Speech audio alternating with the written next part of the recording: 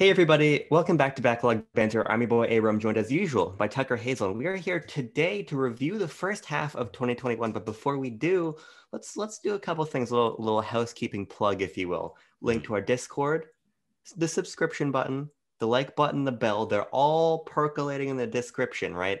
Go click them, hit the buttons, join the things, talk to us. Don't go to the comments. Tucker will read them. I won't. You want to talk to me? Go to the Discord. You don't want to talk to me. And I would like to note, Tucker, 85% of our viewers are not subscribed to Backlog Banter. So fix that, like the video, hit the bell, all of that. You might notice I'm back home. Look at all my nice things in the background. I added 5 more amiibo to that shelf. So I'm in the ballpark of 80 now. Can you believe it? Don't do the math on that one. Nope. In the meantime, Tucker, let's talk about 2021. Of course, the year post-pandemic in some respects, games are starting to pick back up. You know, we got a good slate of spring releases, and I think we should talk about them moving into E3 next month, which is super exciting and kind of a big turning point for the year where we're going to figure out what's happening in the fall, the holiday, and that'll be that. But Tucker, first 5.5 months of 2021, what do you think? Well, I've played like 3 games, and one of them was not a new game. And I didn't finish the last one. So I don't think that's necessarily a commentary on the amount of quality large-scale games that have come out in the first half of this year, which I would say is probably higher than the average first half of a year, or at least I don't know what I'm saying. Yeah. But definitely there have been a lot of big releases. A lot of them just aren't things that I gravitate towards. And I've been instead watching movies mostly, and not playing games. I have, of course, been playing a solid amount of games, which we will be talking about in our next episode of BLB Season 2, The Return. I don't know if we're officially calling it that. But what I did play, just to quickly rattle off my 3 major things, is 3D World plus Bowser's Fury. So, you know, 1.5 games, one new game, whatever. New Pokemon Snap, which we reviewed, Card in the Corner, one of the 2. And Resident Evil Village, which I have started and I will be finishing. Nice. Yeah, so I played those in a couple more. I think it's been a pretty good start to the year. I think that we kind of have 2 2021s building, I think. I think we have the game releases, which have been pretty solid. And like the presentations and the community engagement and everything, which has been kind of all over the fucking road. Yeah. Because Tucker, as you'll remember, we went through that string of Nintendo Direct, State of Play, Pokemon Presents, which were all of varying degrees of quality, right? That was a run where we were so excited going in and coming out the other end. We're like, well, they happened. And so there were certainly good announcements from all of them, but the hype level from all of them, the consistent quality from all of them was not to our expectations, especially coming off a year of both great from Sony's in terms of announcements and Nintendo. Well, you know what happened in 2020. Yeah, and I think that's important because the reason I mentioned like post-pandemic at the beginning is I think we are kind of expecting the industry to return to a sense of normalcy, right? Mm-hmm. But we're not seeing that. We've seen a ton of delays. It's really been the year of delays of things I've cared about, from, Lego Skywalker Saga to Deathloop. A lot of things are being pushed. Some of these delays are more major than others, right? But it's already been a period of reshuffling, which is, there's still a lot of content coming out, but it's really setting us up for a way too busy, probably fall 2020 into fall 2021 into spring 2022, which is, we'll see. It could be good, could be bad. I don't know. I necessarily think that glut of content isn't great for us, right? I want to be able to sink my teeth into things before wanting to move on to the next thing I'm excited for, right? It's not just like, oh, here's Back for Blood. I can't wait to play it because other people are playing it. No, it's, oh my God, I'm so excited for Deathloop. But then 4 other games I've been waiting years for coming out within 2 or 3 weeks. So I hope we can hit a good scheduling balance, but I don't think we're going to. And I don't think we're going to, especially considering that we're not exactly sure what release dates are for a lot of the major companies' major games, and especially on some fronts, what those games are going to be. Yeah. So I think E3 is actually only going to add to that chaos, add to that confusion, but it's going to add to the excitement in a way that I don't think necessarily the first half of the year or any of 2021, excluding console launches, really had. Yeah, and we're going to do a lot of E3 predictions videos and stuff a little bit closer. Personally, I think we should wait until maybe like the first week of June to start doing those, just so we have all the information we can. Sounds but fun. I think E3 is going to be really good. This isn't an E3 discussion, so I don't want to get into it. But if I already told Tucker that I will dissolve on camera if we get Donkey Kong, Metroid, and Breath of the Wild 2 gameplay, and that's just from Nintendo, of course. Give me that Halo Infinite release date. Give me that Tunic release date. Show me some PlayStation games that are actually going to come out. Who knows? But let's refocus a little bit back to what we've already gotten.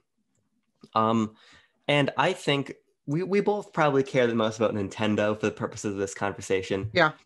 So I want to talk a little bit about Nintendo and then even smaller bit about Sony. But I think Sure. Nintendo's first half of the year has been really strong. Unless you've been a Nintendo fan for a long time, then it's been just kind of okay. Yeah. And I think that's been your modus operandi. No, that's not the word I'm looking for, but your thesis, I guess, about this year as a whole is there's a lot of stuff coming out, and it's coming out at a reasonable clip. It's just a lot of it is niche and a lot of it is re-releases, and Nintendo has been leaning very heavily on both of those categories, as opposed to when you look back at the 2019s and 2017s of the world, the major releases that were coming out relatively consistently. Yeah, because you look at things, I think first, like 3D World plus Bowser's Fury, we both enjoyed the game to varying extents. I think 3D World is phenomenal. We were both, I would say, middling to fairly positive on Bowser's Fury. Yeah. So it was a good package, but if you never had a Wii U, phenomenal package, right? Yeah, 100%. I mean, 3D World, we also reviewed that card in the corner. If Tucker edits this video, if I do, then it's not going to be there. You know, it's all about your perspective. Then you get Monster Hunter Rise, which Tucker, you haven't played yet, which I thought was fantastic. One of the Switch's best games, right? And it seems to be one of the high critically acclaimed popular games of this year. It's definitely one of those tentpole titles that has come out third party wise from the front of this year, and that's just the start of Capcom sort of being the carrying device of 2021 so far. I'm glad you said that, because I think that's important to note. Capcom really is going to dominate 2021. Rise has been huge. Village has been huge for them. 100%. And then you get things like the Great Ace Attorney Chronicles, which is not going to be as big of a game, but is really, really exciting for a subset of that audience who's been waiting for those games to be localized. And then I'm sure they'll have something in fall, in holiday. So Capcom's having a great year, right? To pivot back to Nintendo, then you get stuff like new Pokemon Snap that we were in the very small minority on, being pretty critical of the game, when overall, the praise has been through the roof for that one. You look at things like Famicom Detective Club, which I picked up and then realized that it's all text, which is obvious. Did not realize that. I don't like. Yeah, that one sort of came out under the radar. In all honesty, I when I saw your tweet that you had it downloaded, and you're like, picture of your cell phone, and you're like, I'm ready. I can't wait to play this. I was like, oh, the game came out. And I put two and two together because I had seen the reviews coming out, but I didn't see anyone really talking about it past those reviews, and I certainly haven't since release. Yeah, I'm gonna put some more time into it. I probably played it for like 45 minutes in between packing to move back home. So I don't really have a full opinion on it yet, but it sure is a visual novel. But Nintendo actually, in spite of, here's what's weird, right? In spite of the games speaking to very particular niches, they're covering a lot of bases, right? We still have more first-party releases coming in the first half of the year. We have Miitopia, the full remake from Grezzo, coming just this Friday, which I am genuinely super excited about because I love Tomodachi Life, and the games are more similar than I even let on initially. Sure. It's really not just a core, JRPG. I believe the characters just do whatever the fuck they want. You're kind of just following them along. That, as what I've learned recently about Miitopia, is it's an RPG where you don't control your characters, which is that engaging enough to span an entire game? Maybe so. I mean, I know that the original, quote unquote, on 3DS received good reviews, and it didn't necessarily sell super well. It was a positively acclaimed game, and this seems to be a more polished version. A couple new things. The craziest fucking character creator that the world has ever seen. which is the selling point of that game now that they have put out that demo. So I think that this has a chance to be a pretty meaty release for Nintendo if they promote it properly, which maybe they're not doing. I don't really know. Yeah, I think that is important, and I think they are promoting it correctly by releasing that demo with the Yes, Me makeup tool in 100%. there.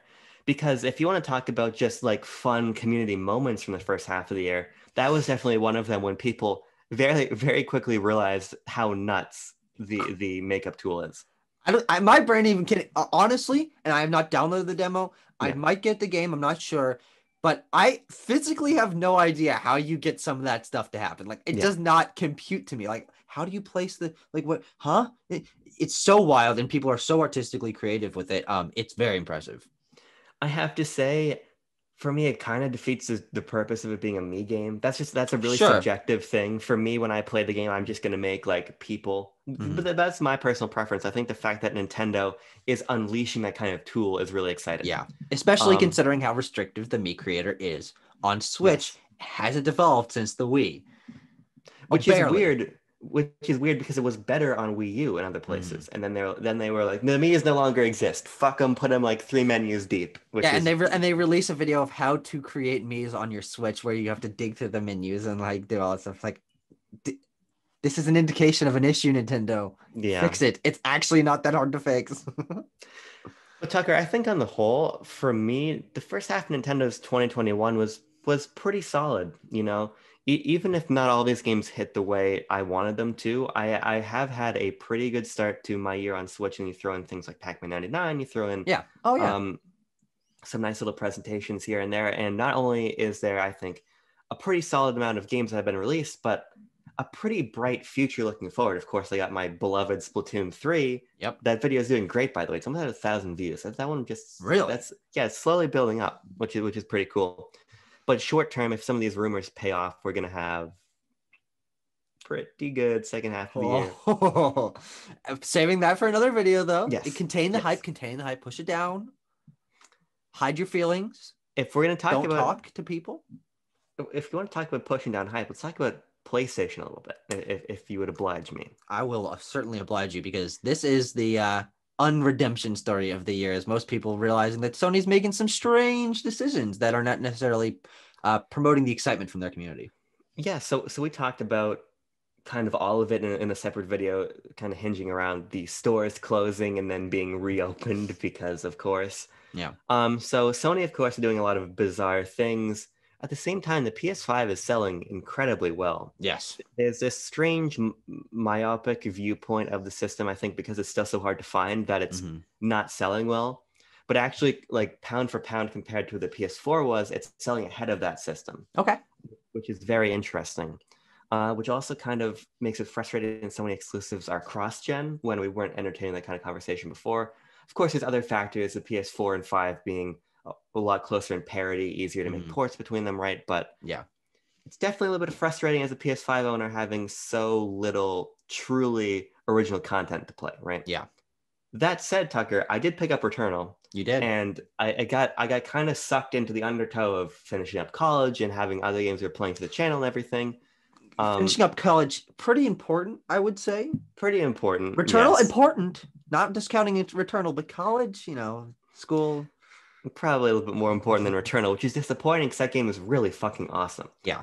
It's one of the games that now that I'm back home and settling back in a little bit, I'm going to be jumping right straight back into because it in itself is surrounded by its own controversies of no save Yeah. function, of poor technical performance in some respects, crashes, issues, right?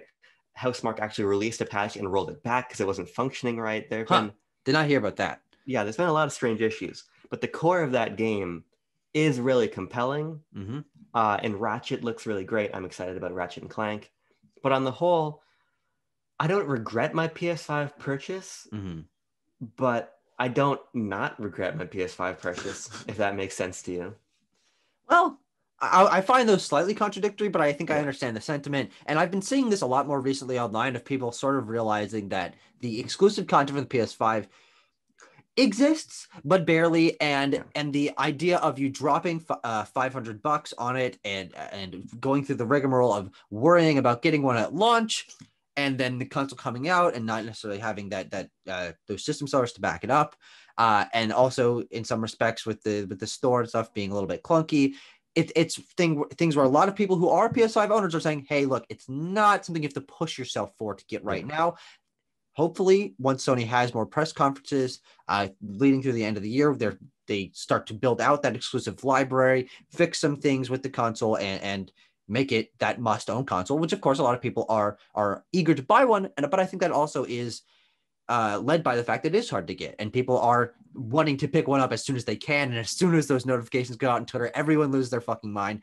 And it'd be interesting to see if it didn't have that limited production, if it would be selling as fast, or if the criticisms of the lack of exclusive content would be making people a little more hesitant to drop near launch that relatively exorbitant amount of money.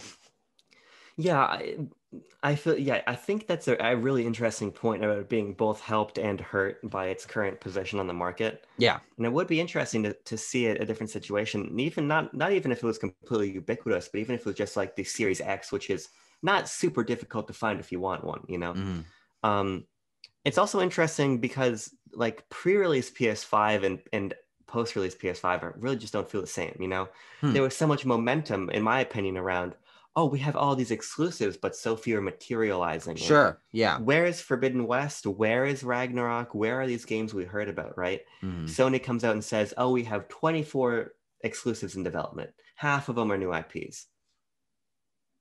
Which is, again, contradictory to a thing where they said we're not focusing on new IPs, which is another part of Sony's strange first half of 2021. But that's exciting. However, those being in the pipeline but not having, obviously, release dates, names to them, developers for a lot of them, it is a little bit strange. And I do remember why I was saying that Sony did have a very strong last year. Of course, they had big game releases, but the excitement and announcements leading up to their console launch were phenomenal. There were some of the best pre-launch announcements and conferences and digital showcases that we'd seen, with constant banger announcements and holy shit, Final Fantasy 16 exclusive, and Miles and Demon's Souls and God of War and Ratchet, and oh my god.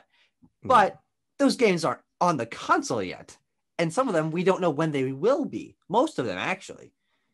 Yeah, they're not on the console, and we don't know when they're going to be, and we don't know when we're going to learn when they're going to be, because Sony said, of course, they're not coming to E3 again. Not a huge surprise, but I would like them to be at least do the Nintendo thing of, we're at E3, here's a direct. Let's have we're not at E3, but here's a state of play around E3 time, you know, so we'll see. It's possible. It's possible because, I mean, I don't know how much more we have to talk about in terms of the industry, games, risk, stuff like that. But as of now, leading up to the second half of the year, which I would say linchpins at E3, we don't actually know when anything is happening. What is it? The ESA? That's the name of the E3 company. Yeah, they are excited. It's a digital showcase. They've got all these partners. No announcements on dates. We know the dates. We don't know the times of the conferences. We don't know necessarily. The companies haven't really been talking about what they're going to be having in terms of the scope of their presentations. So it's a little bit strange to be less than a month away from E3 and know fuck all about it. We don't know that there's going to be like an app. It's going to be like a E3 like hub. There is an app, but we don't know exactly what it is. And like, I don't care. Yeah. Like, that's the problem. I don't care. I just give me some press conferences. I don't need, like, if I'm not going to be at E3 in person, then I don't give a fuck. I just want to see a couple live streams, right? And we're going to be live reacting to most of these showcases. Not all of them, I don't think. Unless you want to do like PC Gamer or whatever. I don't give a shit, right? Do they ever have big announcements? Honestly, can't remember. There's probably some like civilization, like it's like hexagonal strategy game that Timo gets excited about from that show or whatever. But the last thing we should probably touch on briefly is Microsoft. They've been having a pretty good year, I'd say. They have. Well, I would say it's more momentum based than anything they've necessarily done in this first half of the year, because the fact that their consoles released and people have been getting them, obviously easier to get your hands on than a PS5, and people are realizing, holy shit, this is not only a great system in terms of power, but a great ecosystem in terms of what it gives you access to, and that's been building. People, what they have done is a lot of great announcements of games coming to Game Pass. They've been rolling out a very consistent library of very large titles, but they haven't I mean, have they released a game? Have they have there been news? Have they had a showcase? I don't even remember. So they had a really poorly executed indie showcase, Okay. which was widely criticized for being literally like 4 hours long. Yeah, that sounds like a DC fandom. Yes. And then they released The Medium from Bloober Team. No one fucking talks about that. Which I think people were excited about for like a day and a half, and it got a couple middling scores, right? Yeah. But I think that the sort of narrative around them has been, as you said, Game Pass and all these great services. Mm-hmm. I mean, it's been crazy. They got MLB The Show 2021 on Game Pass. That's true. But I think that actually speaks to an issue with Microsoft being the story there was still focused on PlayStation. True. It was PlayStation is fucking up because Microsoft did this to them. Mm-hmm. Not Microsoft is putting pressure on Sony by doing this. You know, yeah, they're the indirect object of the sentence, if you will, Tucker, instead of the direct object of the sentence. Was that the dative? I think. I don't fucking know. Here's what I do know though. I'm really excited for Halo Infinite. Yeah. All I want I want 2 games from Microsoft this year. Tunic, which is just a Zelda game with a fox, mm-hmm. and Halo Infinite. Mm-hmm. And I'm pretty sure I'm gonna get both their Xbox console exclusives. I'm hoping E3 comes around, they knock that out of the park. I'd also love. Here's what the Dead Ringer, Tucker, is a big Bethesda game for the second half of the year that they're not talking to us about. Directed by David Cronenberg, I think. Wolfenstein 3, I think we could get. Ooh. That's my big prediction. Because Machine Games, of course, work on Indiana Jones, right? Mm-hmm. But what were they doing between New Colossus and... Youngblood? No. See, hold on, Tucker. I'm back home. Watch this. Hold on. Give me Pop comedy, boys. Let's go! They weren't working on this. This game is actually credited primarily to Arcane Studios. From what is understood, this was kind of like Rage 2, where Machine Games' name was put on this title as the primary developer to kind of sell units, but really it's developed by Arcane. And having played this, it's not a Machine Games title. Clearly they were working on something, and I think it could be Wolfenstein 3. What if fucking Microsoft console exclusive E3? Possible. Well, I mean, it's likely. Yeah, big old BJ Blazkowicz walks out on stage and he's like, "My next game is coming in October, only to your Xbox," and I'd be very excited about that. That would be interesting. That'd be exciting.